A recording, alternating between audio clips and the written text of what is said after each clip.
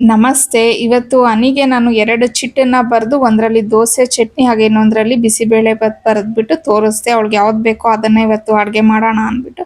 ಅವಳು bisibele ಬಾತ್‌ನ select ಮಾಡ್ಕೊಂಡ್ಳು. So ನಾನು ಬಿಸಿಬೇಳೆ ಬಾತ್ ಎಲ್ಲ ಮಾಡ್ಬಿಟ್ಟು ಆಮೇಲೆ ಹೊರಗಡೆ ಹೋಗ್ಬೇಕಿತ್ತು ಅಂತ ಹೇಳಿ ರೆಡಿ ಆಗಕ್ಕೆ ಹೋದೆ. ಫಸ್ಟು ನಾನಿಲ್ಲಿ ಫೇಸಸ್ ಕೆನಡಾ ಅವರ ರೋಸ್ ಗೋಲ್ಡ್ ಸ್ಟ್ರೋಬ್ ಕ್ರೀಮ್‌ನ ಅಪ್ಲೈ ಮಾಡ್ಕೊತಾ ಇದ್ದೀನಿ. ಇದನ್ನ ನಾವು ನಮ್ಮ ಕೈಯಿಂದಾನೇ ಅಪ್ಲೈ ಮಾಡ್ಕೊಬಹುದು. ಹಾಗೆ ಇದು ನಮ್ಮ ಸ್ಕಿನ್‌ಗೆ ಇನ್ಸ್ಟೆಂಟ್ ಆಗಿ ಗ್ಲೋನ ಕೊಡುತ್ತೆ. ಅಗೇನ್ ನಾನು ಫೌಂಡೇಶನ್ ಜೊತೆಗೆ ಇದನ್ನ ಮಿಕ್ಸ್ ಮಾಡ್ಕೊಂಡು ಅಪ್ಲೈ ಮಾಡ್ಕೊತಾ ಇದ್ದೀನಿ.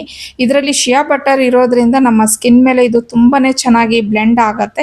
ಇನ್ನ ಇದರಲ್ಲಿ ಗೋಲ್ಡ್ ಸ್ಟ್ರೋಬ್ ಕ್ರೀಮ್ ಅಂತ ಹೇಳಿ ಹೊಸದಾಗಿ ಒಂದನ್ನ ಲಾಂಚ್ ಮಾಡಿದ್ದಾರೆ. ಅದು ಸಹ ತುಂಬಾನೇ ಚೆನ್ನಾಗಿದೆ. ಆಮೇಲೆ ನಾನು ಕಾಂಫಿ ವಾವ್ ಲಿಪ್ಸ್ಟಿಕ್ ನ ಅಪ್ಲೈ ಮಾಡ್ಕೊತಾ ಇದ್ದೀನಿ. ಇದು ಲಾಂಗ್ ಲಾಸ್ಟಿಂಗ್ ಆಗಿರುತ್ತೆ, ಹಾಗೆ ಹೈಲಿ ಪಿಗ್ಮೆಂಟೆಡ್ ಮತ್ತೆ ಬಜೆಟ್ ಫ್ರೆಂಡ್ಲಿ ಆಗು ಸಹ ಇರುತ್ತೆ. ಇನ್ನ ನಾನು ಯೂಸ್ ಮಾಡುವಂತ ಶೇಡ್ ಬಂದು ಚಾಕೋ ಕಚುವರ್ ಆಗಿರುತ್ತೆ. ಈಗ ನಾನು ಸ್ಟ್ರೋಬ್ ಕ್ರೀಮ್ ನ ಹೈಲೈಟರ್ ಆಗಿ ಯೂಸ್ ಮಾಡ್ತಾ ಇದ್ದೀನಿ. ಸೊ ಈಗ ನೀವು ನೋಡಬಹುದು ಜಸ್ಟ್ 2 ಪ್ರಾಡಕ್ಟ್ಸ್ ಇಂದ ನಾನು ನನ್ನ ಮೇಕಪ್ ನ ಎಷ್ಟು ಸಿಂಪಲ್ ಆಗಿ ಮಾಡ್ಕೊಂಡೆ ಅಂತ ಹೇಳಿ. ನಾನ್ ರೆಡಿ ಆಗಿ ಬರೋ ಅಷ್ಟೊತ್ತಿಗೆ ಬಿಸಿಬೇಳೆ ಬಾತ್ ಎಲ್ಲ ರೆಡಿ ಆಗಿತ್ತು. ನಾನು ಮತ್ತೆ ಹನಿ ಇಬ್ರು ಊಟ ಮಾಡ್ಕೊಂಡ್ವಿ.